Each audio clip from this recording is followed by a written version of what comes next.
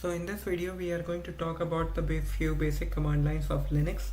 We'll try to go through some basic command lines as well as we in other videos I will try to show you the advanced command lines for the Linux administration. So at this moment I'm trying to get into the another directory, which is the etc directory. So let's see what we can do.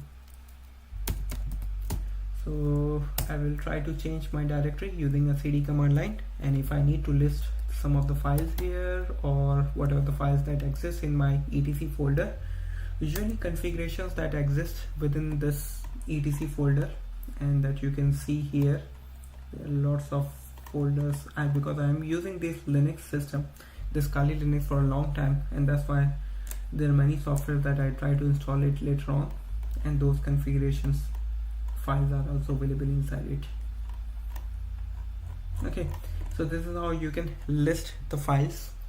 At the same time, if I try to go into my desktop, so if I need to get into the desktop, so I need to go through the root folder, and after that one home, then my name.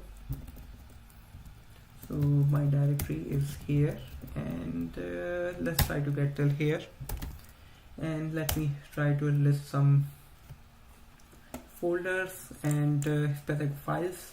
Okay, so this is how you can list the files, and if you need to list in a human readable format, so you can type ls-h. Okay, so ls-lh, actually you need to include the L for the long list, and this is how you can see the file sizes in a human readable format. Okay, so 4.0k, 4.0k, these are the file sizes. If I write this command line with ls-l only, so it will not display the size of the file. It will not go for the kilobyte, MBs, gigabytes, so that you can't see. Okay, so by default it is in a byte format.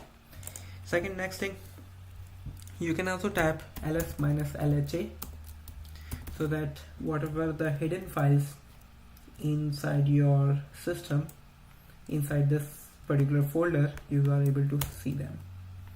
So here is the list of the hidden folders, and hidden folders are represented by the dot. So .x sessions, .zh history, and .zs-rc.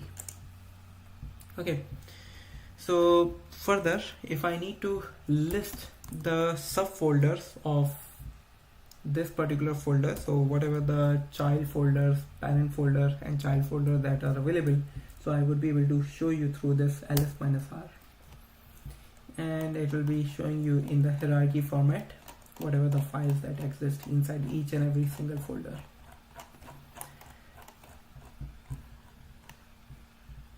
Next, what else we can do, if you need to identify that in which folder you are located, so there is a pwd,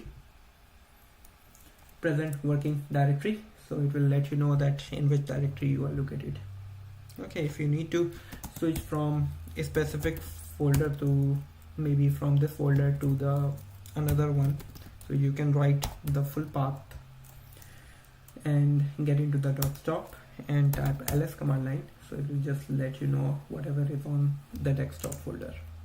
Further, if I need to move back, you can use the cd ... to move back into the previous folder.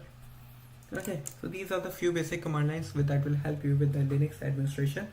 Later on in the other videos, I will try to make some videos on how to move the files, how to copy stuff, creating users, how to create files.